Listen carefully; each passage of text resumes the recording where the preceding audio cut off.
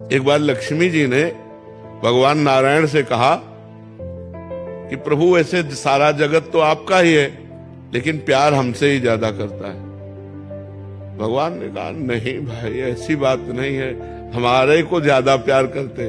बोले चलो परीक्षा करते हैं। लक्ष्मी जी ने नारायण से कहा आप पहले जाओ इस घर में। तो एक सन्यासी का वेश रख करके भगवान नारायण के नारायण नारायण आओ स्वामी जी। देखो हमें प्यार चाहिए, हम सबको प्यार चाहिए। आप हृदय से देखो, अब हम प्रभु से प्यार पाना चाहते हैं। अब वो तो ना हमसे बोल के कह रहे हैं, उधर से उत्तर आ नहीं रहा कि भाई हम आपको प्यार करते हैं, ऐसा कुछ उत्तर आ नहीं रहा। और हम उनकी तरफ चले तो रोड़े और फेंक देंगे, ऐसे विघ्न माया डाल देगी कि हमको चलना मुश्किल हो जाए, पैर जर्जर हो जाए। तो ये बड़ी कठिन बात है। छुप कर पर्दे से वो अपने भक्तों को बहुत प्यार करते हैं, पर पता नहीं संसार में जिससे प्यार करोगे वो तुम्हें अंत में रुलाएगा जरूर। हम पक्की बात कहते हैं, अंत में तुम्हें रुलाएगा, परिणाम ये देगा। अगर भगवान से प्यार करोगे तो अंत में मुस्कुराते हुए जाओगे, तुम्हारा अंत बहुत अच्छा होगा। माना आज तुम भगवान से जुड़े हो तो तुम दुखी हो, कब तक? जब तक तुम्हारा पूर्व पाप है, और जिस दिन वो नष्ट हुआ उसी दिन तुम आनंदित हो जाओगे। भगवान से जुड़ जाओ, बड़े महापुरुष के तुम अंश हो। बंदे महापुरुष ते चरणारविंद, भगवान के अंश हो। अगर प्रभु को साथ लिए हो तो जीत जाओगे, नहीं तो हारना पड़ेगा। ये हारने का देश है। प्रारंभिक अवस्था में आपकी दोनों किडनी खराब हुई, ऐसा पता चला तो आपको आश्रम से निकाल दिया गया और कहा गया कि हम तुम्हारे ठेकेदार हैं। आपने उसी समय अपना सामान उठाया और आश्रम से निकल गए। महाराज जी, वहाँ से निकलने के बाद आपने क्या किया और आपके जीवन का संघर्ष क्या? हम राधा वल्लभ जी गए, राधा वल्लभ जी से बात की कि कहाँ रहे, क्या करें। 2 घंटा बैठे रहे, आरती हो गई ठाकुर जी की, कोई न संकेत मिला न कोई बात की। तो झोला टांगा बाहर निकले कि फुटपाथ में पड़े रहेंगे। जो ही निकले तो एक संत मिले, तो ऐसे ही राधे राधे करते। तो उनका कहाँ झोला टांगे जा रहे हो? तो बताया, अरे बोले चलो ना हमारे पास एक कमरा एक्स्ट्रा है। तो काली दह में उन्होंने कमरे में रखा। फिर कुछ दिन हुए तो गोस्वामी जी मिले जो राधा वल्लभ जी के हैं। तो उन्होंने कहा बाबा आजकल कहाँ रहते हो? तो उन्होंने कहा पाठक बाबा अपने कमरे। आ जाओ ना हितधाम, कुटिया खाली है। बस हितधाम आ गए। तो हमारा जीवन का जो मोड़ हुआ वो हितधाम से हुआ। एक छोटी सी कुटिया थी, मतलब जिसमें पैर फैलाएं। कदम ऋषि जी ने अपने मनोनुकूल पत्नी पाने के लिए 10,000 वर्ष तपस्या की, तब जाकर देवहूति जैसी पत्नी मिली। महाराज जी, क्या हमें भी अपने मनोनुकूल पत्नी पाने के लिए तो 10,000 की तो आयु लगी अपनी। तो महाराज जी कलयुग में कितने वर्ष करें? उन्होंने तो 10,000 वर्ष तपस्या की। अपने अगर एकादशी उपवास कर ले, यही बहुत बड़ी बात है। हाँ, करना चाहिए। भगवान शिव की आराधना, अम्बा की आराधना करनी चाहिए, जिससे सुयोग्य पत्नी मिल जाए। ऐसा नहीं, संसार में सब कुछ है। एक से एक पवित्र आचरण वाले बच्चे हैं, एक से एक पवित्र आचरण वाली बच्ची है। कहाँ से शुरू करूँ, कब से? आज से शुरू कर दो। 3 साल से जुड़ा हूँ, निरंतर नाम जप करने का। हाँ, पत्नी के लिए। भगवान शंकर को जल चढ़ाओ, बिलपत्र चढ़ाओ, उन्हीं से प्रार्थना करो, अम्बा जी से प्रार्थना करो, वही सुंदर पति या सुंदर पत्नी प्रदान करने में। मृत्यु के बाद में कुछ लोग वापस आते हैं, उसको नियर डेथ एक्सपीरियंस कहते हैं। बहुत कम केसेस में ऐसे होता है। ये सब बकवास की बातें हैं। एक बार यमराज की फांसी में फंसा तो दोबारा चोटने की ताकत नहीं होती। वहाँ चूक थोड़ी होती है। रमेश नाम के लाखों आदमी हो सकते हैं विश्व में, तो बोले रमेश की मृत्यु होनी है।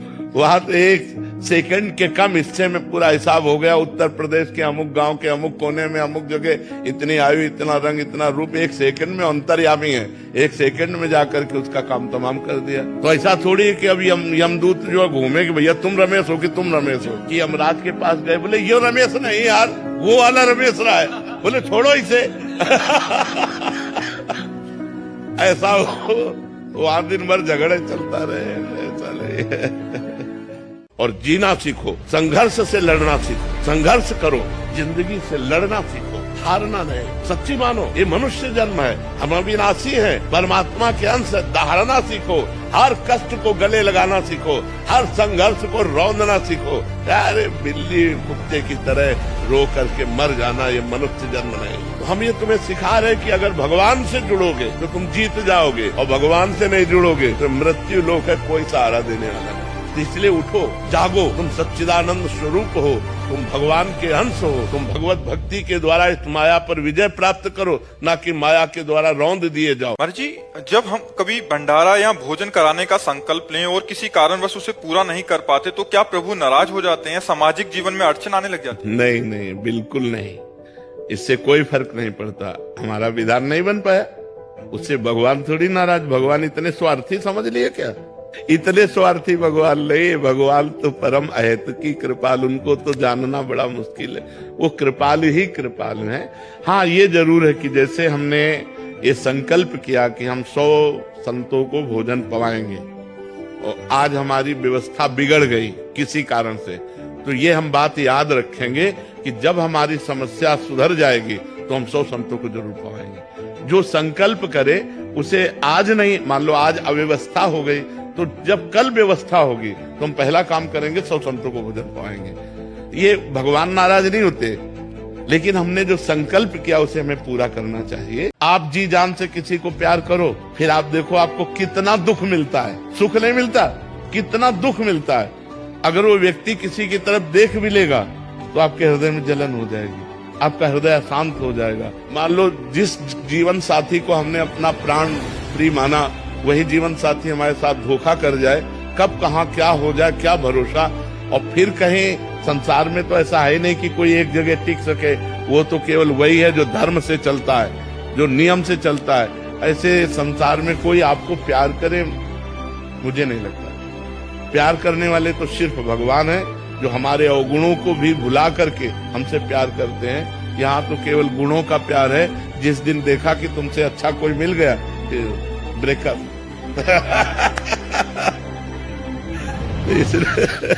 संसार में जिससे प्यार करोगे वो तुम्हें अंत में रुलाएगा जरूर। हम पक्की बात कहते हैं, अंत में तुम्हें रुलाएगा, परिणाम ये देगा। अगर भगवान से प्यार करोगे तो अंत में मुस्कुराते हुए जाओगे, तुम्हारा अंत बहुत अच्छा होगा। माना आज तुम भगवान से जुड़े हो तो तुम दुखी हो, कब तक? जब तक तुम्हारा पूर्व पाप है, और जिस दिन वो नष्ट हुआ उसी दिन तुम आनंदित हो जाओगे। भगवान से जुड़ जाओ, बड़े महापुरुष के तुम अंश हो, बंदे महापुरुष ते चरणारविंदम, भगवान के अंश हो। अगर प्रभु को साथ लिए हो तो जीत जाओगे, नहीं तो हारना पड़ेगा। ये हारने का देश है।